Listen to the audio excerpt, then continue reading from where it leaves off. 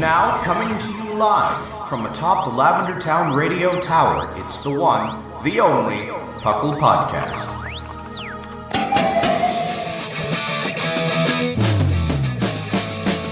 It's PUCL! PUCL! It's PUCL! PUCL! Pokemon Underground Champions League, oh yeah! PUCL! PUCL. And welcome to the 423rd episode of the PUCL Podcast. I am your host, Trainer Thatch, here today with my ecstatic co-hosts. We have one that is actually pretty good at static electricity. We have the Fluffiest Whimsicott. Hey, I made a cotton, not wool, so keep your static electricity to yourself. I think you do the same thing. It doesn't. I think you could. We can talk about this later. And then I mean, not as much. You can still do it. And so we also have the wonderful, as always, Lynian. Hello. And welcome to the PUCL Podcast. PUCL, of course, standing for the Pokemon Underground Champions League, a nonsensical name I came up with in a basement in 2007. I've been so used to saying 2010 or like 2011, and I meant 2007. And I've been doing this too long. But welcome to the show if you're new. Welcome back if you're old. We have a great thing here for you. We are the show that talks everything Pokemon, from the video game to the trading card game to, I guess, DLC now. And we'll talk even more about that later today. Who'da known? So we're gonna get into it. But I guess I'll start the show off like I always like to start it off and ask you guys how you're doing. What's up? How's everything's going? Pretty good. The holidays have been nice and quiet. That's played a lot of games compared to the usual. Really? But yeah, I'm usually... I've slowly morphed into you over the years, I've realized, because like I used to play a lot of different video game franchises, and now I play Pokemon, and then maybe I'll delve into like one more throughout the year. Yeah. I mean, me saying that I'm playing more games means that once I was pretty much done with the Pokédex, I had I'm all Pokemon'd out for the moment instant, and I essentially am trying to finish everything in Breath of the Wild. Okay. Guess what? It's 2 years later, and I haven't beaten Ganon yet. That's fine. Zelda can wait. She can wait. That story has an end? I thought you just were supposed to go and play forever. I'm very confused. Well, so pretty much, yes, because spoilers for everyone who hasn't beaten Ganon, just in case you care, like almost 3 years later. But my sister has told me that once you beat Ganon, your save file just goes back to before you beat Ganon, essentially. Yeah, so you can't keep playing forever. Does. Yeah, you can keep playing forever. Yeah, that's kind of disappointing, but I guess we get a sequel, so... Yeah, I'm very excited. I don't know if it's a sequel. They haven't really confirmed that, but... Well, it's Breath of the Wild 2, so unless they're going a Xenoblade Chronicles route, where the sequel has absolutely nothing to do with the original game, I assume it's a sequel. I wouldn't be surprised. I mean, the thing I always wanted, this is completely not Pokemon, but the thing I always wanted from that game was I would have really wanted, like, a prequel. Like, give me the 100 years before when you failed. I really want to play that part. I feel like that sounds like a party. And by party, death and destruction. But you know how it ends, and you're supposed to lose. Yeah, I know, but like, I don't know. There's games before where like you had to do that, and I feel like if you understand that that's the outcome, like, yeah, you lose, and then you go play Breath of the Wild, and you sell that game as DLC, and then you're done. I mean, if you do it as DLC, then yes. But I'd really like to see like them go after a different like Zelda villain as well. I mean, we've had a lot of different Zelda villains in the past. A lot of the time it's just Ganon. It's like, but it was me, Ganon, the whole time. Looking at you, Twilight Princess. And where it's just like, oh, cool, a new cool villain. That'd be really cool. And it's like, nope, I was Ganon.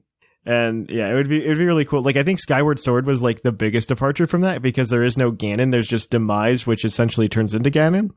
There were a couple. Phantom Hourglass had Bellum. Oh yeah, so if you're thinking like so there's like two worlds of Zelda though. There's like the main there's like console Zelda and then handheld Zelda, and that's more handheld. Handheld Zelda has way better like enemies in my opinion. I do agree with you because they come up with different stories because they're like, yeah, nobody's gonna play this anyway, so let's do what we want. Link's Awakening, I think, is a really good example of that. Except now it's a console Zelda. Now it's a console Zelda, yeah, with Chain Chomps. Yep.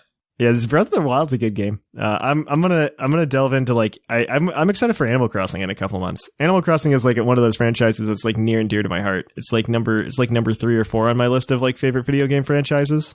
One's obviously Pokemon, and then I would hope, and then there's Fire Emblem, and then you've got like it starts to muddle there. But Animal Crossing is definitely like in that.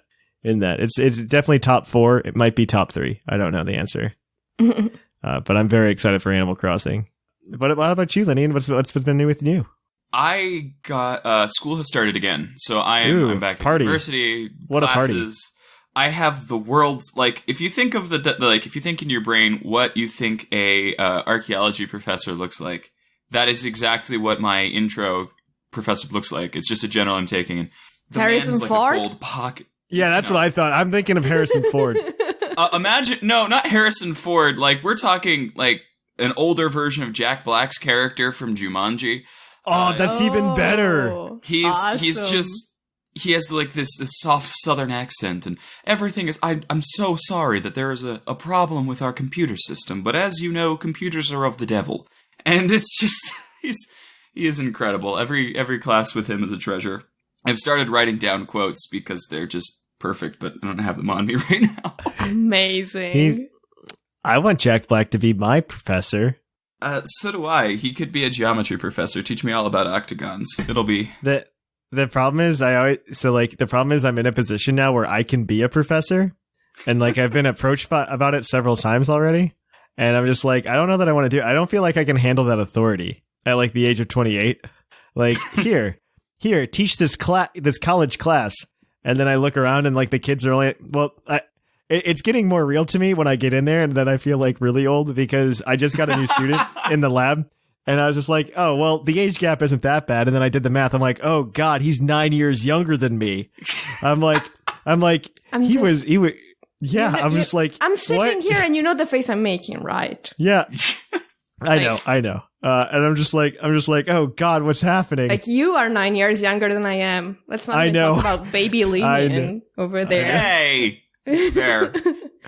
I was just like, oh my gosh, they're 9 years younger than me. I'm just like, what have I done with my life? And I'm like, I guess it's not that bad, because like now I'm essentially a professor in the lab. But like, yeah. oh man, it's like a culture shock to like realize that, like, oh man, I'm this much older than these students. And they're like, you can be a professor. And I'm like, nah, let's not do that right now. Like, let's wait until like at least I'm 30, and then like I feel like I should be that old. And because like for me, I was just like, yeah, I just got out of school like 2 years ago. And yeah, like, and then I have to remember, like, yeah, but typically people get done with school when they're 22. You got done with school when you were 27. And so it's a very odd like reality check to me every time. I'm talking about it now, but the next time it's going to happen like in 2 days, and I'm going to get slapped in the face with it again. It hurts me. It hurts my soul. I guess I don't feel old. I just don't know. Don't know what to do with that. I just don't know. Like, it's just like a surprising fact to me, and I guess I can't relate to the children anymore. I can't relate to the youth. Yeet. Well, if it makes you feel better, I had a birthday between, the last episode I was on and That's this true. one. That's true. And I don't want to know. Now I'm at that age where I really can't even pretend that I feel closer to 30 than to 40. I know. It's a really bad feeling.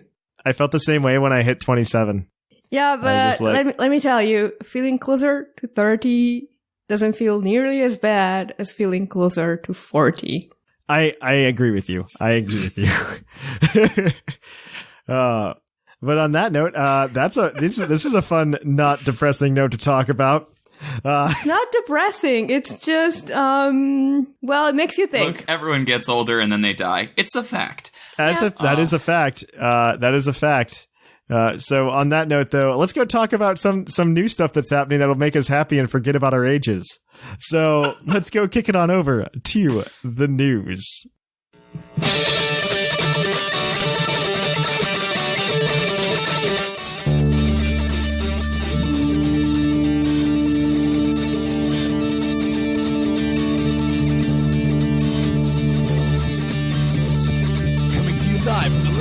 radio tower. This just in. The news. In the news, we obviously have the DLC, but we're going to get to that today as the main topic because there's like a bajillion thoughts to have about that. And I don't think the news segment's going to cover it. There were other things in the Pokemon Direct this week, which was a pleasant surprise to have the Pokemon Direct, because I mean, outside of the DLC, we got essentially announcements that Home is going to get more stuff soon. It's going to be coming out in February, and that they're going to talk to us about it before then. So that's really cool that that means we're going to get news sometimes before here in the end of February. Yeah. Which is really nice. They also seem, just from like the whole presentation, that like news is going to be more consistent throughout the year. Which I don't, it feels like a very about face from their 2019 marketing strategy, but okay. Someone had been quietly fired. There was, there was not a lot of places to go there, but up. So that's very true. And so the Pokemon Direct not only revealed the DLC, but I think the other big thing that they announced was that there's going to be a remake of the original Pokemon Mystery Dungeon Red and Blue Rescue Teams, which was an interesting set of games in and of itself. Because they're like, hey, how can we make the same game but put it on the Game Boy Advance and then put it on the DS? And that's how they did it. Yeah. Wasn't that like the very first Pokemon game on DS? Pokemon Mystery Dungeon? It might have been. No, Pokemon Dash was. And then I think Pokemon Mystery Dungeon came out afterwards. Yes. Pokemon Dash, the game that everybody remembers and loves. Yeah. But Pokemon Mystery Dungeon Rescue Team DX is coming out on March 6th, which is actually really soon. Yeah. It's really soon. This came out of nowhere. It came out of nowhere. I really appreciate this for so many reasons, because one, it's the first time that we've gotten a spin-off in the era of the Switch, which is really cool. We haven't gotten like a real proper spin-off other than like mobile games in a very long time. Mm-hmm. And it feels really good, especially for Mystery Dungeon, because a lot of people have been asking for Mystery Dungeon to come back. And as somebody who's never completed the Mystery Dungeon game, like I played Super Mystery Dungeon for a little bit, and then I kind of got bored of it. Oh, same. And I've heard a lot of people who've played Mystery Dungeon be like, yeah, that sounds right, because that Mystery Dungeon wasn't that good. But apparently, like, the first two Mystery Dungeons are good. Like the Red and Blue Rescue Team, and then also Explorers of Time, Darkness, and Sky. Right, so my siblings keep telling me. Yeah. I haven't done it yet. So, I mean, this is a good opportunity to do it, because, like, Rescue Team was something that I was like, that's a lot of work to get a hold of. And I've been planning on doing Sky for a while. I just haven't gotten to it. So I do want to do this one, and, like, I want to do a playthrough on Twitch. I'll do it with Oshawott, though, if we get the Patreon to $850. I'll do it. I'll do it with Oshawott so he can make comments about how good everything is. For those of you who aren't aware, Oshawott on our Discord server is an avid Pokemon Mystery Dungeon fan. And I'll do a playthrough on Twitch with him, and we'll put it on YouTube. He's got to hit $850. If not, it's going to be a bland Thatch playthrough. A bland Thatch playthrough. Is he going to, like, dub your Pokemon partner? Oh my gosh, he should dub. Now he is. Uncle Oshawott will dub my Pokemon partner. It'll be great. He and I should both take the quiz beforehand so that we can pick which ones we are. Perfect. Or it could be a Totodile followed by an Oshawott. You can't do two of the same type. That is. Oh, that's right. That's the only rule. That is depressing. There's no Oshawott here. Oh, that too. It's a remake. It only goes up to Gen 3. Except does it really only go up? No, it doesn't. No, it doesn't. I saw because we've seen, Lucario, a couple other Pokemon. We saw Lucario. Lucario, I think, was in there because it was like one of the promo Pokemon, but I could be wrong. Yeah, but the partner Pokemon and the protagonist only go up to Gen 3. Yeah, that is correct. Yeah, the partner Pokemon only go up to Gen 3, so there is no Oshawott. That's sad. I know because I did the test last night. And for once, I am not a Chikorita. Mm-hmm. You can pick as well. You can do Pikachu, Totodile, I mean, first Gen 3 starters, and then I always find it odd, like, when they add other Pokemon in that you can be. Machop, Cubone. It's Machop, Skitty. Cubone. Machop, Cubone, and Skitty. Meowth. Yeah, Meowth, of course. I'm kind of cool with Cubone. Cubone's like an odd left field choice for me, and I'm kind of into it. Yeah. I'm kind of into it, but it's okay. I'm very excited for this, though. Like, I was like, I've been meaning to do a Mystery Dungeon. This is a great way to do it on, like, current hardware. I'm very excited. I'm really happy that they seem to, like, try to be testing the waters to see if there's still a market for these spin-off games. It seems like that's what I'm assuming they're doing here is like, hey, let's test the market, you know? We already have the game made, essentially. We just have to redo the graphics. Yeah, which are not extremely intensive, but I adore that they essentially, like, somebody made me notice this, I don't remember who, but the graphics are essentially if they got the concept art into a 3D world. That was Oshawott, because and it's adorable. Oshawott has been doing nothing but talking about these games. Yeah. There were a lot of mechanical updates. This was one of the first Pokemon games that I played. I think it was probably the third.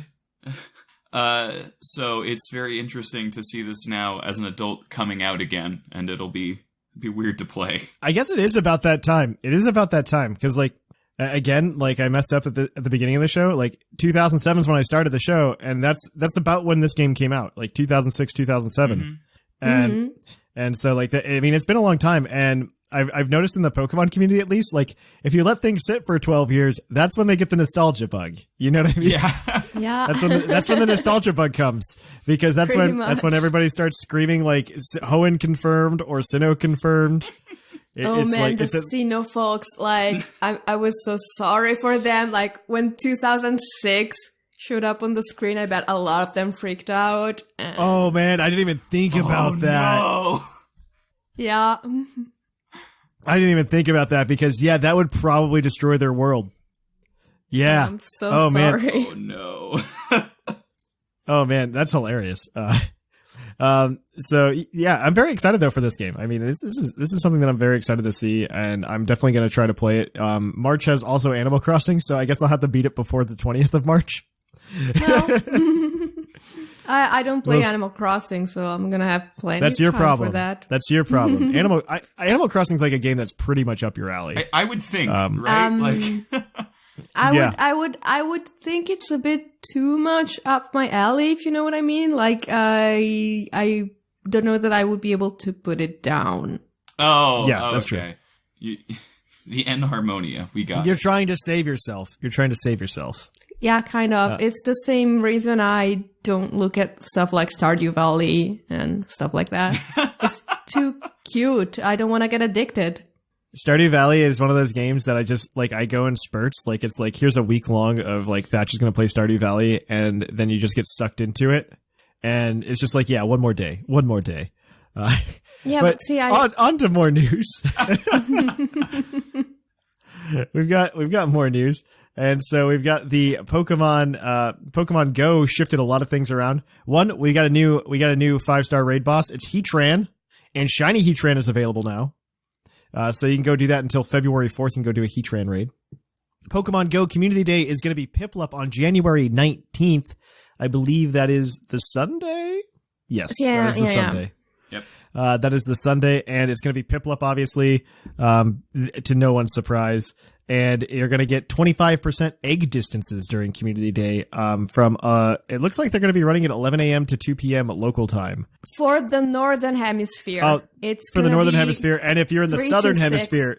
Yeah. No, oh my gosh, they're handling this so well then, because it's summer in one place and winter in the other, and you get equal sunlights. It's perfect. Nothing about this I hate.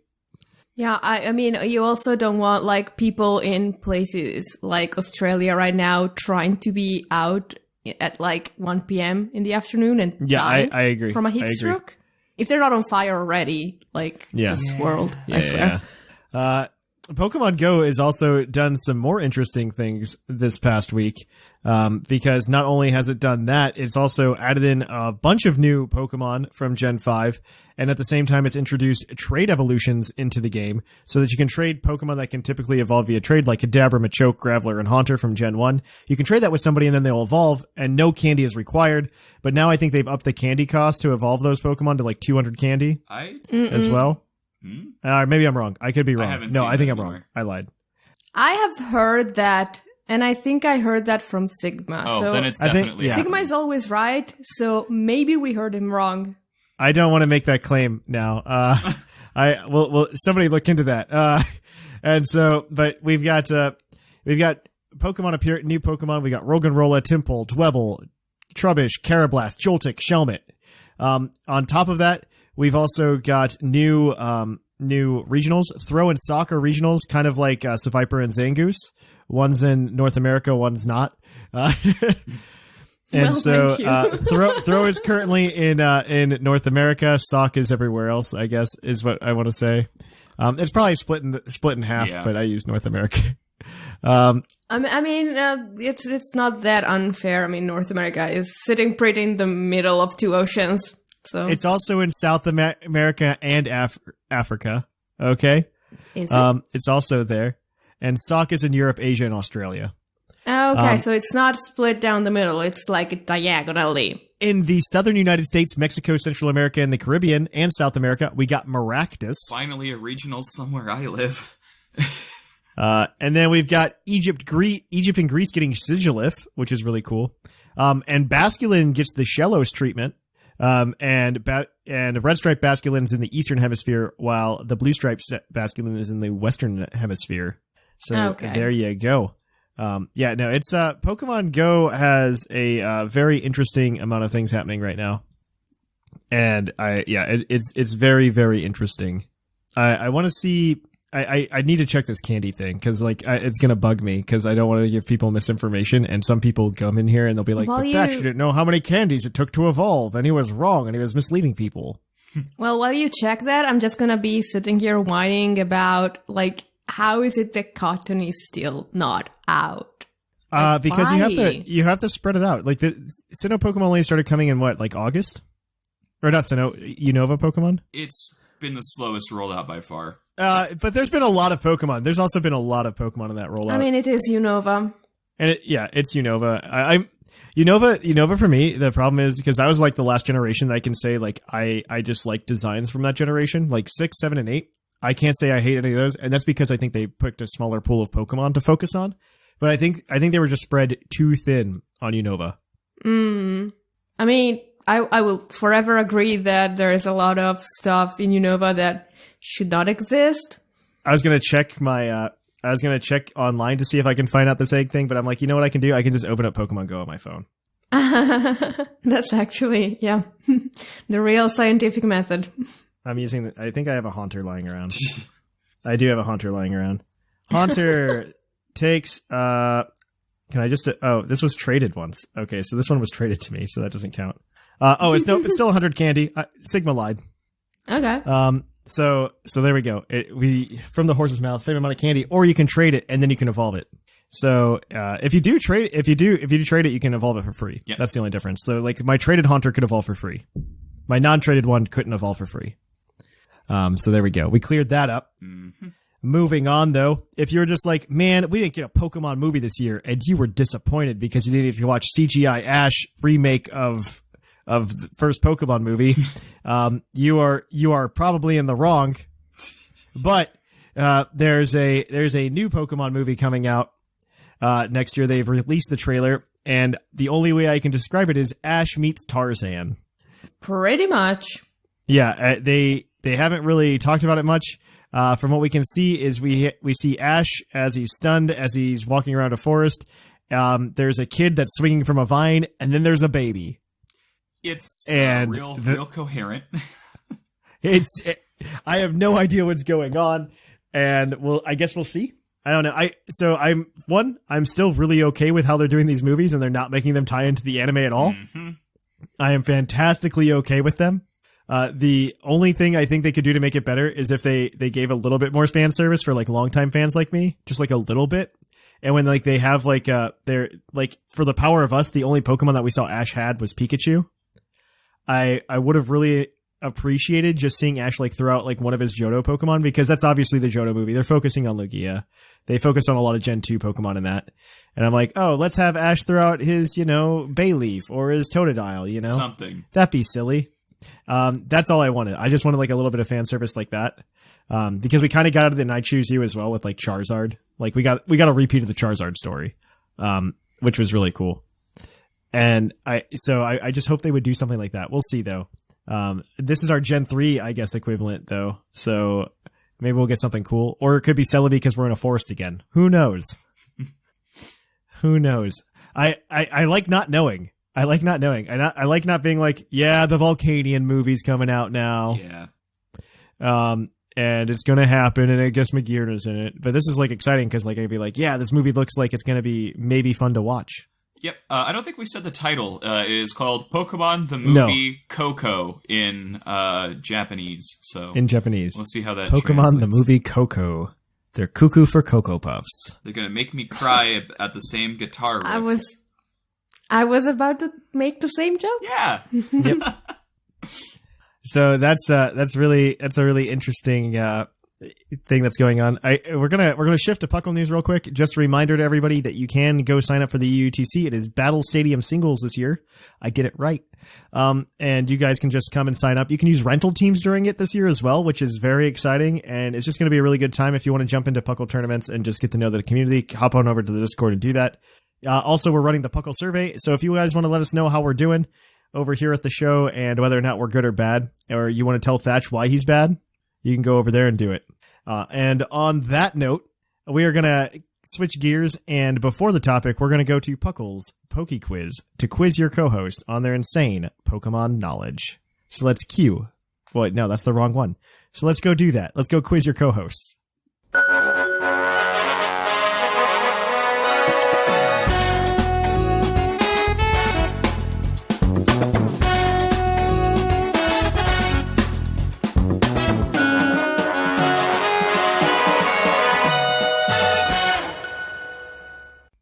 And welcome to another segment of PUCL's Poke Quiz, where we're going to quiz your co-host, Lynian and Whimsicott, on their insane Pokemon knowledge. These two are going to be operating together as a team to answer 5 Pokemon-themed trivia questions that all come from our fans over at the Discord server. So if you want to try to stump the co-host, you go on over to the Discord.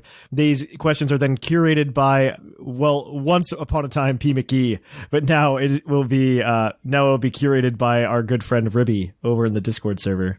And you can submit your trivia. Just go over to the Discord server. There's always an invite link, and you can do it. Each question is worth 1 point, except the one that's not. That one's worth 2 points because there's a bonus point attached to it. These guys have a hint that they can use as a lifeline. If they don't use it and they get all the questions correct, they can cash in for an extra point for a possible total of 7. They are in a race against their fellow co-host to 30 points. Whoever gets there first gets, I don't know, a pat on the back. Pricing to be determined. Pricing to be determined. The real answer is bragging rights. Because I think that's what everybody uses it for. Pretty much, yeah. So we're going to go ahead and get this started. But as always, this segment is brought to you by AnimeGravy.com, your one-stop shop for everything anime related, and not even anime, just nerd related, I guess now. It's great. I love their store. They have everything that's awesome. You should go see them. They are amazing. On that note, though, we are going to go ahead and start these trivia questions if you guys are ready. Yeah. I'm ready to finally be on top of the leaderboard. Oh, yeah, it's a fresh one, and there's no overflow because we had 2 winners last week. That's right. So this is from She on the Discord server. Excluding fossils, what is the only evolutionary line to appear in multiple generations and not be catchable? I think it's type null. To appear in multiple generations. Because type null evolves into Silvally. Yeah. If it isn't type null is also an acceptable answer. Yeah, that sounds about right. And you get it as a gift both times. Yeah. Yeah. I mean, he did say evolutionary line, so type null and Silvally would count as one. Yep. Type null, final answer. That is correct. It is type null and Silvally. So you guys are 1 for 1 right now. I know. Isn't it exciting? So this next one has this is a Pokemon Go history question. As part of the promotion for the 2017 Water Festival, Magikarp. What was the first Pokemon to be given a shiny release in Pokemon Go? Magikarp. That is a 2 for 2. Magikarp is correct. That was quick. I'm also teaching the community they need to step it up, you know? There's a sweet spot. All right, so you guys got the 2 general trivia questions. Our third question is, as always, a Pokedex entry, and you guys need to go ahead and tell me what the Pokemon is from this entry. I'm gonna take this one from our new trivia aggregator, Rivy. Its Pokemon Pearl entry reads: It sails on the winds with its limbs extended to strike from the sky. It aims for the prey's face. Who's that Pokemon? It goes for the face. It aims for the prey's face. I feel like that has to be a dark type. just because it's so mean. With its limbs extended, but it's not Emolga because that's a Gen 5 Pokemon. It could be something like Gligar. Do you, can you think of any dark type that looks like a flying squirrel? No. I can't. I think maybe it's Gligar. Like, what else has limbs that it could just, like, face hugger someone, just go full Ellen Ripley on them? I'm whatever Pokemon this is, I'm never using it again, because this might be one of the most viscerally terrifying Dex entries I have ever read. It sounds like it could be Gligar or Gliscor, actually, because Gligar has more, wing-like. Yeah, but Gliscor's whole thing is about, like, its pincer on its tail, because it was a stinger, but now it's a pincer. So it's all about, like, picking things up or the dexterity. I would guess Gligar. I mean... Maybe. I just can't think of a dark type that's, like, a flying squid face hugger. Gah. Yeah, I can't really think of anything else. Yeah. That has limbs and not wings and flies. Unless it's Drifloon, then I'm gonna feel real dumb, but I think it's Gligar. No.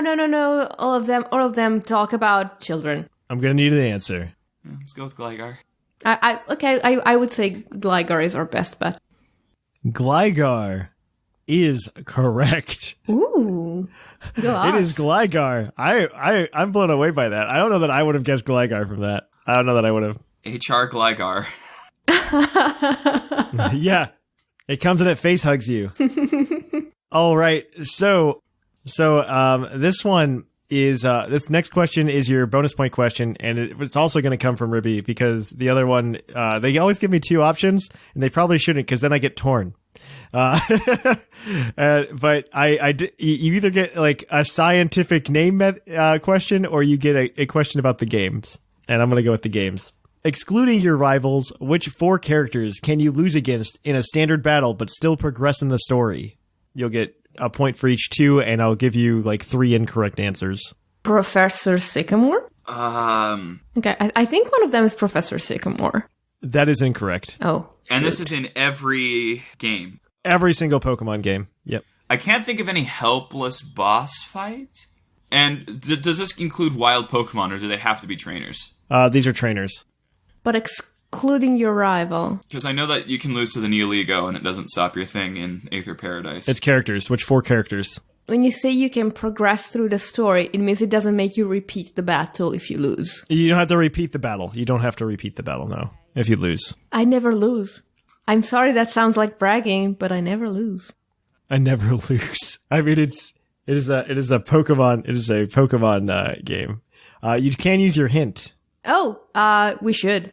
So 3 of these characters were introduced in X and Y. Well, one of them was introduced in Sun and Moon. And yeah, I don't know how else to say it. 2 of them are a pair of people that were introduced in X and Y. Cena and Dexio?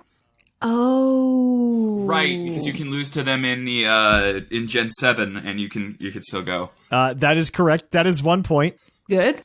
Cena and Dexio. That's right. I think that the other Gen 6 one might... I think if it... So, what happens if you lose to AZ at the very end of the story? That is correct. That's 3. You have 1 more and you got 2 wrong guesses. Okay, so... It's not Annabelle. The Gen 7 character? It's not Lucamine. No, it's not Lucamine. Annabelle was also introduced in Gen 3. Yeah, I forget. Because she's such a different character. An adult as opposed to a child. Mm-hmm. Do you want a jet? No, because I know it's not Kukuya. You only fight him at the end. I will need an answer. So, Gen 7 character, I want to say that... Do you ever battle Wick? No, you never battle Wick. How about Mullane? I actually... The fight right before you go in to fight the electric. Okay. Well, we've got wrong answers. Let's say Mullane. That might be it. No, you have 1 more. We have 1 more wrong answer. Okay. So, my other thought is, you can lose to Nihilego. You can lose to, do you ever battle Samson Oak? No. How about that first battle against Guzma? Do you have to win? Oh, what about the Masked Royal? Because you don't have to win that battle royal. I don't know. Let's go with the Masked Royal. That's right. I don't know if they considered that when they wrote the answer down. Do you have to win that? You don't have to win that, I guess. He can win, right? I'll give it to you because the answer is actually Lucamine before she goes into the Ultra Wormhole. But I'll give you that one for the extra point anyway. Okay, cool. Okay. And we'll give you 2 points for that. So you guys are 5 for 4. And as always, your last question is a base stat question, and it's going to be from P. McGee, his last question ever submitted to trivia. What poison type Pokemon has the lowest base speed stat? The only Poison Ultra Beast doesn't have a low speed stat. This I think is fairly obvious, but I could be wrong. I know. I just can't think of things. It's got to be a baby of something very slow. So it might be something like, I don't know. Or maybe like something like Kakuna or something. No, because those, I think, are like at least 25. What is Muck's speed? Oh, not Muck. Grimer. Baby Grimer. Grimer's speed. No. What was that, Wims? I didn't quite catch it. No, I was just talking to myself, like poison type that barely moves, because I don't think Marini is that slow. Barely moves. It's a mushroom. It's Foongus, because a Moongus only has like 30. Yeah, why not? Let's think about it for another 10 seconds, but that sounds pretty good. Because I remember looking at Amoongus' stats, because I was trying to look up an old chalk team. It's like, oh, speed of like 30. I can't imagine it loses speed when it evolves from another stationary mushroom. I don't suppose you've ever used the Trick Room team in Little Cup. No, I can safely say that I have not used a Trick Room team in Little Cup. Is Foongus your final answer? Sure. Foongus is correct. Yes! Oh, way to go, Lynian! Also, you don't use it in Trick Room and Little Cup. You just use Foongus in Little Cup, okay? Foongus is good in Little Cup on its own. I mean, yeah, because it's Foongus. Because it's Foongus. It's got a base speed of 15. The next lowest is Grimer with 25. Where's Kakuna? I have no idea where Kakuna is. They didn't write that down on my sheet. And so that gives you guys 6 points for today, and gives you a hefty lead of 6 points in the leader chart. Currently tied for first, we have Lynian and Whimsicott with 6 points, and everybody else has yet to get on the board. Yep, that was easy. So check out next week to see who can climb up even higher. I'm actually out next week. I forgot about that. So we'll see how that goes. All right, I'll have to contact Ribby. Bug Ribby. And on that note, we're gonna kick it on over to the topic after we give you this short break where I read an iTunes review. We would like to thank anybody who leaves us an iTunes review here at PUCL. So thank you to this week 14 Mudkip 14. Good stuff. 5 stars. It's great. The intro was nice. Keep on doing what you're doing. So thank you for that. If you want your iTunes review or review of the podcast in general right on the show, review us wherever you listen to us, whether it be CastBox or iTunes or anywhere. We really appreciate it. And I hope to hear from you guys in the future. It helps the show grow. So we're going to kick things on over to the topic. Today, our topic this week is going to be Sword and Shield expansion pass. What? Wow. Yeah. The thing that no one saw coming because they said this thing wasn't coming. Honestly, that's the truth of it. That's the truth. They said it in November. Okay, let's be clear. Not no DLC. They said they weren't patching old mons in. Yeah, they weren't going to add new old Pokemon into the game. This was in November. Not even like this is something they said like initially after Dexit was announced. This is like November. They said we're not going to do that. Well, and then they come out in June and they go, yeah, that's happening. They said they were patching them in. But there's a patch coming that has all the info. They said that, no. The actual quote was, "We have no plans to add in missing Pokemon through updates at this time." At this time? Yep. Yeah. They weren't going to do it in November. Yeah. They had plans. You know how they had plans, obviously, at that time because they're like, yeah, we've been working on this DLC. And they've probably been working on this DLC since before, Dexit was announced in June. Yeah. I mean, it was definitely planned. And I understand this from a business model. Yeah. I feel so just generally, like, just my feelings, so people get my frame of mind when we talk about this. My feelings just generally are, this is a net positive, but I feel like when Dexit was announced, they took a step back, and I wanted them to go 2 steps forward this generation, with a couple of things that we'll talk about here. And I feel like they took those 2 steps forward now, but still haven't, like, totally repaired for Dexit. I am far more optimistic than I was before. This announcement, like, single-handedly made me excited for Pokemon again. I was definitely, like, down in the dumps, and I was like, man, is this going to be something that I can sustain and keep doing? And then this announcement fixed a lot of that for me. It's not completely fixed until I absolutely know what the new trend is. Because so a lot of people are just like, oh, they're going to add the rest of them in. And I have a healthy skepticism of that, just because... So they're adding in 200 new Pokemon with this update, for those of you who don't know. 200 returning. There may be returning more Pokemon. New Pokemon. New ones. But yes. At least they say 200 plus returning. Returning. So there's 2 problems I have with that. One, because they announced all of the legendaries are going to be included in this as well. And that's like 46 of those 200 plus. Yeah. So like 25% of them are legendaries, like Lando. Because balance, we did the dex cut for balance. And... Don't even mention that to me, please. No. To be fair, he doesn't come until fall 2020. He's not in that update. Who cares? I don't want him in any game ever again. But this brings the total number of Pokemon that will be available in Sword and Shield through free updates, by the way.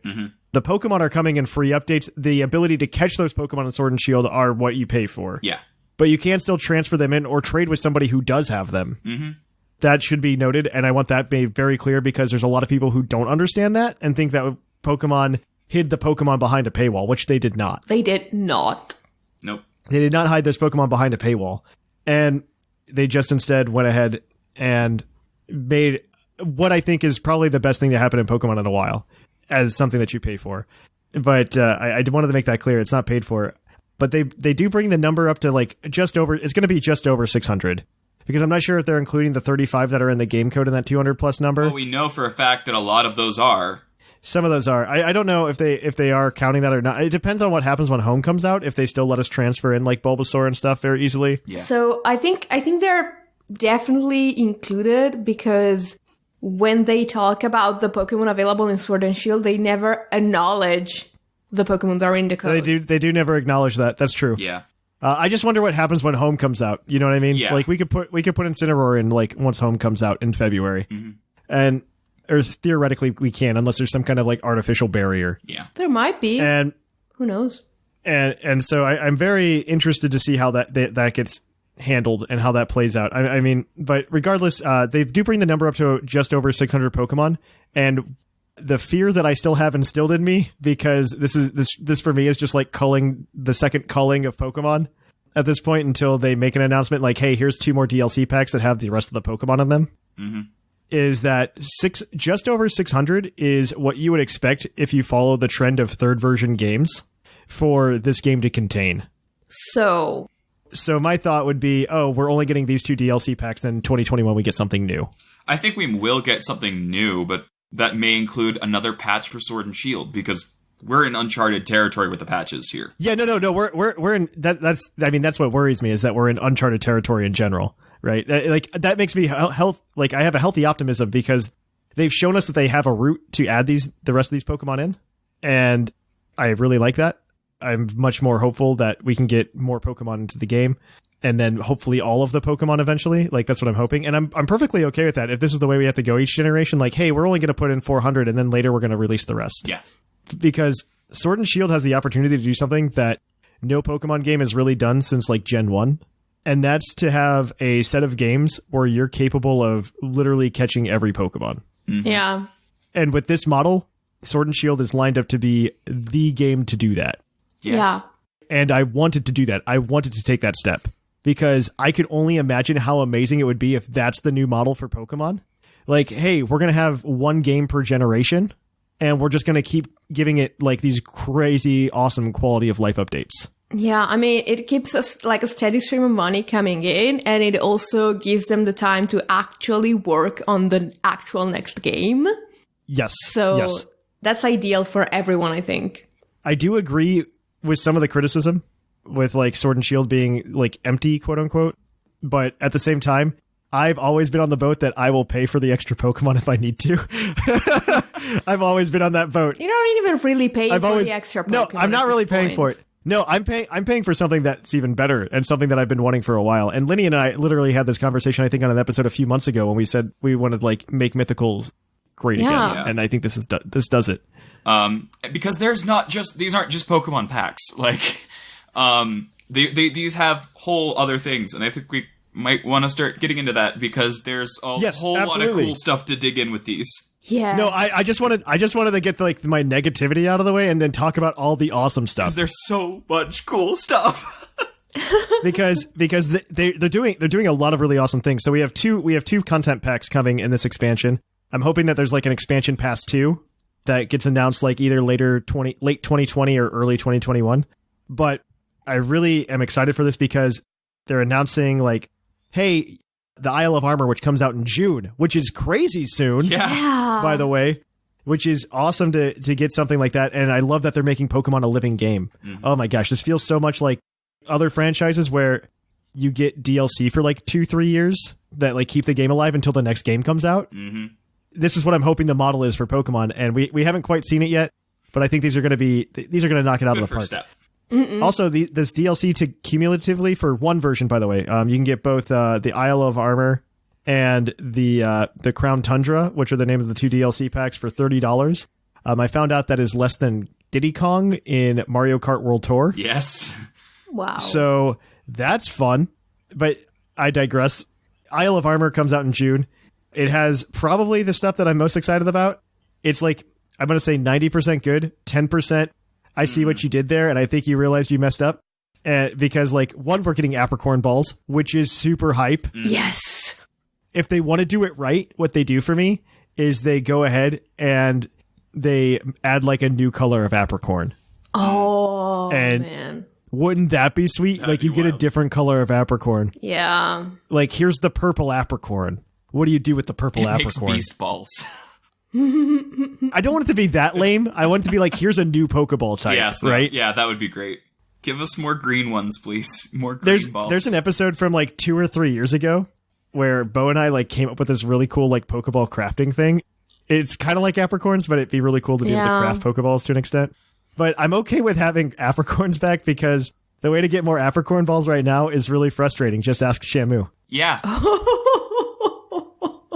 And so you can go and get more, but it's a very frustrating process. Mm-hmm. Same with flame orbs and toxic orbs, which is really sad. Yep, you can confirm. They're also adding in like new move turners, which is really cool. Yeah. I think it's exclusively for new moves though, which is a little sad. No, we don't know. They just said we don't know. Okay. New to Let me take a look moves. at the press release. That could mean new to Gen 8. That could. I would also be okay since we're adding Pokemon back in, right?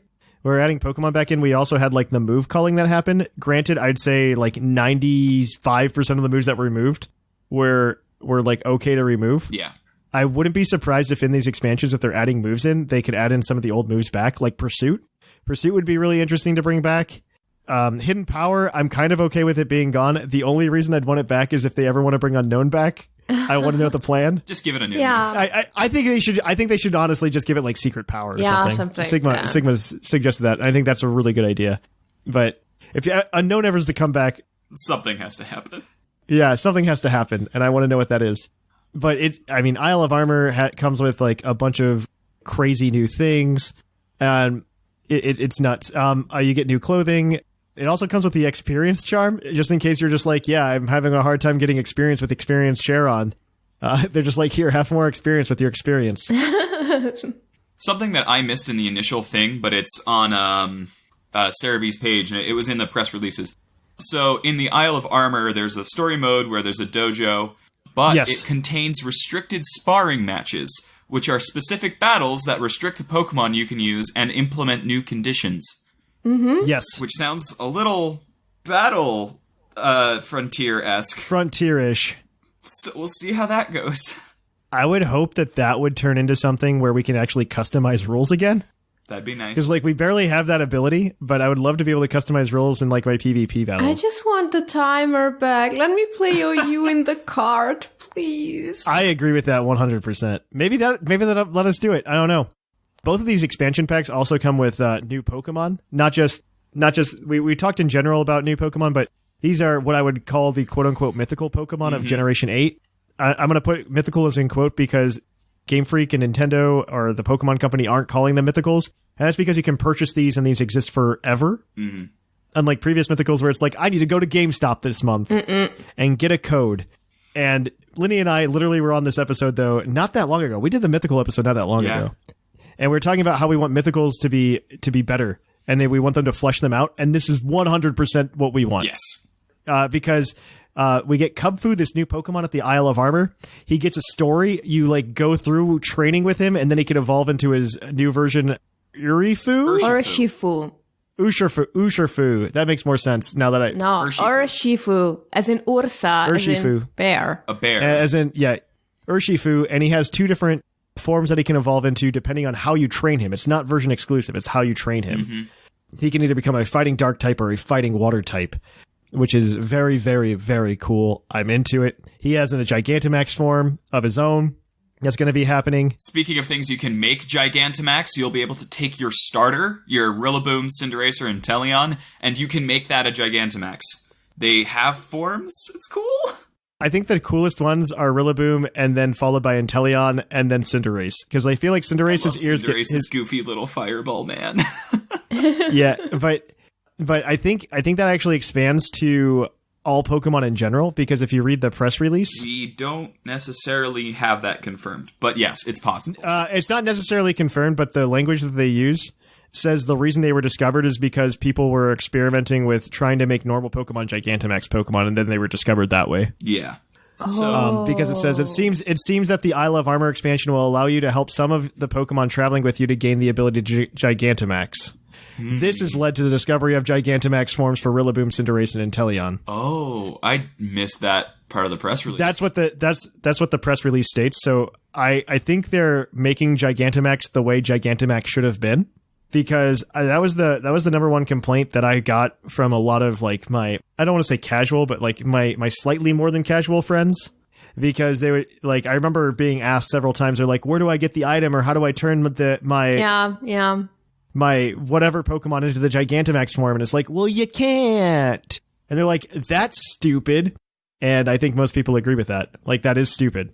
Also, I think that's absolutely stupid. Gigantamax, Venusaur, and Blastoise, justice has been done. Yes, justice has been done. Thank God. I am so happy for it. The only thing that I dislike about that is that the Megas had to die. I do want to take a quick aside for the Megas, because the Pokemon Company just has this really weird relationship with it. And we didn't mention this during the news. But they're in Mystery Dungeon. They're in Mystery Dungeon. Yeah. They remade Mystery Dungeon, and Megas are in it. Uh-huh. And it's just like, what? What are you're like trying to tell me these things don't exist anymore, and then you do that? Maybe it was supposed to come out in Gen 8. Gen 7. I don't know. I don't think so. I don't either, but just... So just as an aside, while we're going through this DLC and talking about all the awesomeness that's in it, I really hope that if we do get a second pack of DLC, they could like do like a mega island. You know what I mean? Like, hey, go around and collect the mega stones, and you're like competing with somebody else who's trying to do the same thing. You have some battles with some mega Pokemon that they have. Oh, it'd be pretty cool. And his name is Elaine. Yeah, you could make it Elaine. Honestly, you could make it Elaine and do it. It would be really cool. But it'd be a really good way to like bring Megas back into the fold, because Megas, I don't think Zemus were as a beloved mechanic as Megas, and I don't think Gigantamax honestly is as beloved as Megas either. Nah. Yeah. And I don't hear the same like hype for Gigantamax Charizard as I heard for Mega Charizard. I mean, it might just be that Gigantamax Charizard is not nearly as good as Mega Charizard competitively, but helps. I don't know. Like, I just remember like when the design was dropped for like Mega Charizard, people were like, "That's awesome!" Like that was Mega Charizard Y. Mm-hmm. And they were like, "That's awesome!" And like I didn't hear any of that for Gigantamax Charizard. I mean, at this point, I think it's like Charizard number 7, like whatever. Yeah. Charizard number 4, but it's fine. There was one other thing about the DLCs that I did want to mention. We're probably going to get some new Galarian forms, because we already got one. It was a free patch. We got Galarian Slowpoke, and Galarian Slowbro is going to be in Isle of Armor, and Galarian Slowking is going to be in Crown Tundra. No idea what they look like. We've seen very carefully cropped pictures of both. Yes. They also state, so Galarian Slowpoke is only a psychic type as well, which is really interesting and odd. They got rid of his water typing. And so there's like an item for each. So essentially there's like a touch evolution item that he's gotta have, kind of like Apple. It's the apples. Like Applin. It's just like Applin. Mm-hmm. And he gets that. I do like that they do confirm that there's going to be more Galarian forms in both. And I assume it's more than Slowbro and Slowking. Well, we know 3 of them we can get to in Crown Tundra. Yeah, that's true. Crown Tundra is like here's Legendary City, which is really cool because like it looks like we're getting legendary, like Moltres, Articuno, and Zapdos are getting regional forms, which is really cool. Yes. They also have another mythical in quotes, Calyrex, the king Pokemon, which is just Celebi's typing. And it has a story as well that you can go into, which is awesome. I love this, that there's stories to go into. I am so excited about that. The setup for the... I miss it so much, because like you can think of like the Darkrai ticket, and this is like that plus more. Yeah. So the Calyrex plot appears that a mysterious person, has requested the champion's aid to go and investigate the Crown Tundra. And I'm thinking, Ruins, who would require a champion's assistance? Could it be Cynthia? There's Garchomp in this pack. Okay, so they call it a certain person, but it's very clearly the dude whose concept art we see. They probably just haven't got his name yet. I agree with that. But I can dream. I agree with that. But then you're just gonna be disappointed. I know. I also like, because they definitely went like with themes for these as well. Like if you look at the Pokemon that like are confirmed for each pack, like the Isle of Armor is confirmed to have the Seadra line or the Horsey line, the Lycanroc line, the Zoroark line. They're definitely like themed. Like it's definitely like the Isle of Armor is definitely meant to be more kind of like a Lola. Yeah. And the Crown Tundra has a lot more ice types in it. Poison, Steel is heavily featured. And Poison, Steel. So, I mean, that all makes me feel very good that maybe more is coming. Yeah. That more is coming. So, I hope that's the case. I definitely hope that's the case. I mean, we'll see in the near future. They have kind of almost run out of places in the UK that you can make, like, remember when people were saying, Ireland and Scotland are going to be a DLC, and we all mocked them? Well, these are Ireland and Scotland. Like, literally, the places they zoom in on the map, considering that Galar is like Great Britain upside down. Yes, you are not wrong. It literally goes to Ireland and Scotland. So what's left? I would love to see them go further, though. I mean, well, there are a lot of colonies that they had at some point. Yeah, oh, gosh. You can literally go anywhere. Also, the Isle of Armor, literally the whole motif is like this Asian motif. Yes, Asian Kung Fu Ireland. Yeah, Asian Kung Fu Ireland. Like, I wouldn't be surprised if they just, like, you could add more islands, as many as you want, and like there's plenty they left like the boundaries open north and south. There's the Isle of Man, the Isle of Wight. Yeah, exactly. So like we have other places we can go. I mean, like I said, I want to see more of this. I think this is done very well, and I would love to see it expanded on further, because like I said, they have potential to make this like I could go back and look at my criticism before I knew all of this in 2019, and then I could say, no, I've 100% flipped my mind, because they came up with a way to give us every single Pokemon as a catchable species, right? Mm-hmm. Because I'm going to be a little sad if Glameow doesn't survive the second culling. Poor Glameow. Still hasn't been catchable since Pearl.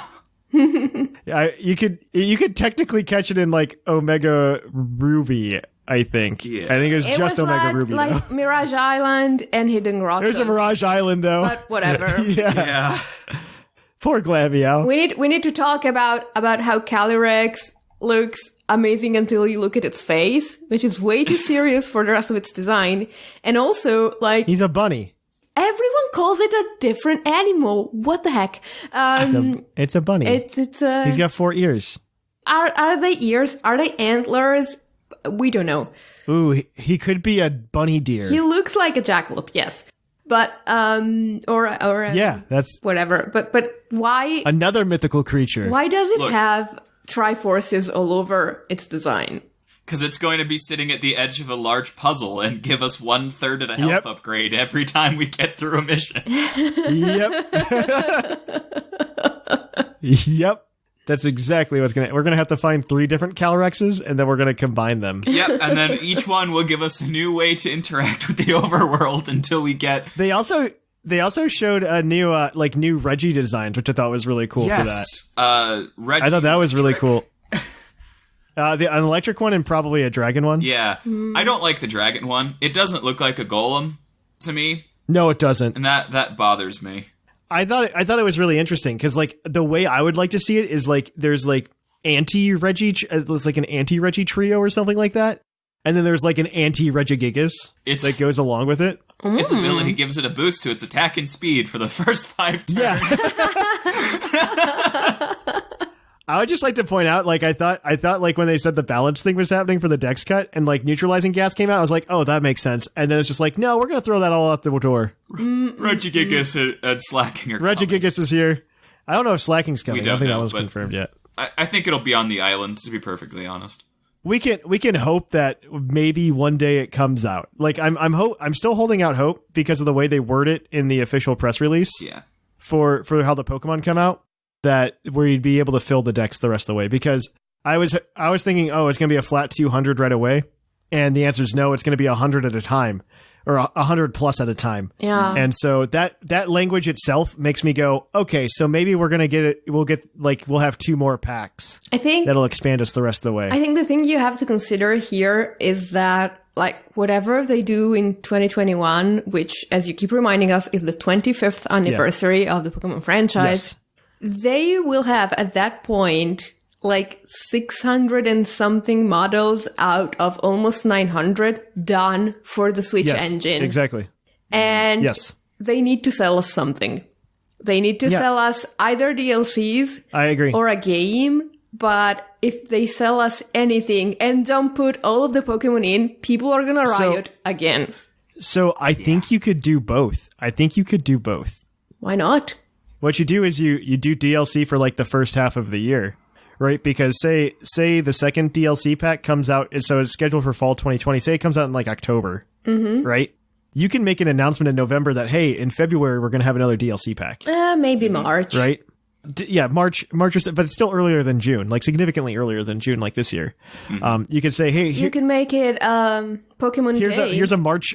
Yeah, here's a March and a July release, and you can make the Pokemon Day one like really reference Gen 1 or something like that, or Megas, And the next one doesn't even need a new area, too. It could just be a, hey, on this day, there's a new patch that drops, and for everyone, those Pokemon appear in raids now, and you'll be able to transfer them. That would be. It could even be that. But if they're trying to make money, you do 2 DLC packs like for the first half of the year, and then you drop your November game. You finish the national decks in Sword and Shield, and then you come out with, I don't care, Sword and Shield Deluxe or something. Here's the Deluxe pack with all the DLC for $60, and then everybody's happy for another year, and then we start the cycle all over again for Gen 9 in 2022. Honestly, that would work for me. Yeah, I'd be down. I'm perfectly okay if they just finish the decks. If they finish the decks, I think they made Sword and Shield somehow turn out to be not the worst Pokemon game for me personally. I think initial Sword and Shield is still pretty weak in the long run of Pokemon, but I think I can forgive a lot of that if it's like, oh, we're trying out this new model. Yeah, exactly. It's just that we got mad before because they weren't telling us that. They weren't transparent, and I think that's been a big problem with just the marketing in general. They weren't transparent with it at all, and I think that was really the biggest problem. Like the fact that they didn't tell us this, because honestly, if they would have told us this anyway, we would have gotten backlash from the other half, right? People would have gone, "Oh, well, they're not gonna. They're trying to sell us the rest of the Pokemon and give us an unfinished game," and they would have faced a lot of backlash from that. And I think it was a healthier backlash, personally, with the Dexit backlash than a DLC backlash. Mostly, yeah. I think it would have been a healthier I think this was a healthier backlash. I think not for the community. I agree. For them. But for them, it was a healthier backlash. This is better optics. It's better optics to be like, hey, we're giving you these back for free. Because there's no way they could have explained like free patches with DLC, except for the way they did it. Except for the way that it was They done. would have had essentially to reveal their entire plan for the next year too much in advance. They just don't do that. I wish they would have done that because that would have made sense to me. Like if they would have been like, I wish they would have done this earlier as well. Like if they could have done it like the week after launch, they could have announced this, or even announced or something like that the week before Christmas. Yeah, you know them; they're stubborn. Yeah. I mean, you know that time that we got that really weird announcement where they like dropped trailers for Cinderace, Rillaboom, and Inteleon like a week after launch. The week after launch, that's where I think they could have done it very well. I think that this was actually pushed up a month, if I'm being perfectly honest. I think this was going to be initially launched on Pokemon Day this year, and they wanted to get ahead of it a little bit. I genuinely think this was a reshuffle. I wouldn't be surprised because this is just like, if we're going to the marketing side of things again, I think that from a marketing perspective, they definitely reshuffled something because this is definitely not, this doesn't feel like what they were doing in 2019. Because in 2019, they were very tight-lipped about everything. They showed us very little. And now it's like, hey, here's all the stuff. And we're going to tell you more. Yeah. Just wait for it. It's going to be exciting. And it's just like, wow, this is actually like, I am legitimately excited. Masuda, your hair looks nice. It does. Although, best hair right now goes to Mr. Tani. Yeah, that's true. And I'm like, you know what? I'm not mad. Like, this has literally flipped me from like, if we're going to percentages of like 50% is like in the middle of the road being optimistic and pessimistic about Pokemon. I went from being like 25% to like 75%. You know, it's completely flipped me. Like, and I am very cautiously optimistic. Like I said, the only thing that bothers me is like we're at 600, just like over 600 Pokemon, which is on trend for a third version game, which is what they heavily compared this DLC to. Yeah. And that's my only concern. My only concern is they're going to give Tapu Koko Bolt Beak. It's not a concern. It just goes to Uber. It's fine. Just make it an Uber. I also find this very funny for the people who said it's impossible to add all of the Pokemon in. There's not enough room. Not enough room. Oh, there's not enough room on the Switch cart. That was an actual argument people were making. That was an actual argument people made. And I was just like, that's absurd. That's not true whatsoever. It's not true whatsoever. Oh, man. And do you know how big a Switch cart is? Clearly larger than they're your giant. They're giant. They're giant. And so it was, this was done very well. And I like that it was, unlike, because like Breath of the, like if I think about most of the recent DLC for a lot of the Nintendo's big IPs, in terms of like, so Animal Crossing is like a special animal because that thing got like DLC out the wazoo for free. And it got like an expensive like quality of life updates because it went from like 2013 to now. That being said, all of them were focused on, hey, you can give us money for Amiibo to use all these features. That was the Animal Crossing DLC. That was the Animal Crossing DLC, in quotes. It was free, with the biggest air quotes I can make. Even like the Breath of the Wild DLC, though, was announced at launch. Yeah. And so this came delayed, which makes me think this is part of their new thing. Like, hey, every year we're going to do DLC for a couple of years, and then we'll give you a new game. And then it'll have new Pokemon in it. And then we're going to do this song and dance again, to give you the rest of them. And I'm okay with that. Like, if that's the model, I think that is semi-exciting. It's better than waiting with bated breath to see if I ever get to see a Pokemon again. Yeah. It's also way better than having to buy an entire new game that actually turns out to be the game you just bought. Yeah. Yeah, I absolutely agree. And I think this fixes the problems we've had with Mythicals for the past, since Gen 4. Because Gen 4 at least like gave us some story to go along with it, and this is like that on steroids. Yeah, and I'm very excited with that. It fixes that, and I mean, this is overall I think a positive. This is overall a positive. It gives the Pokemon franchise a new breath of light. It gives at least me, who is a doubter, like cautious optimism in everything that's happening, and I'm back on the train. Choo choo, choo choo. I'm very excited for it. Yeah, no, I was sad when Sword and Shield came out. Like I was very sad. This makes me go, yeah, I want to play Isle of Armor. I want to play Crown Tundra. and then give me 2 more, you know? Because Sword and Shield were your blue and red packs, and then your Isle of Armor and your Count Tundra are your yellow and green packs. Give me my purple and orange packs, guys. We do it. Because I think this is a fantastic idea. Also, I think that there's going to be more because of Mythicals usually come in 3s, except for that one time in Gen 4. But Mythicals usually come in 3s. So I think I'm going to reserve a lot of my... I'm excited. I think that's great. I think I'm going to reserve a lot of my, is this a good thing, a good model, until I see the Crown Tundra and the Isle of Armor. Basically, what are they beyond Pokemon packs? Because if it's a 10-minute story and a mythical, yes, I'm going to be disappointed. I think that might be what we see out of... The only thing that gives me hope is because, like, they said, oh, these are essentially just wild areas, right? Yeah.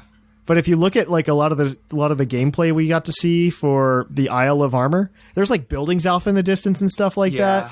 And so that does give me hope that there's something else going on. Yeah. Like I said, it depends on how long it feels. I fully expect the Isle of Armor to have a worse story though than the Crown Tundra. I don't know, because they're so self-contained. Yeah. That I think they're actually kind of apples and oranges. I think Crown Tundra might be flatter.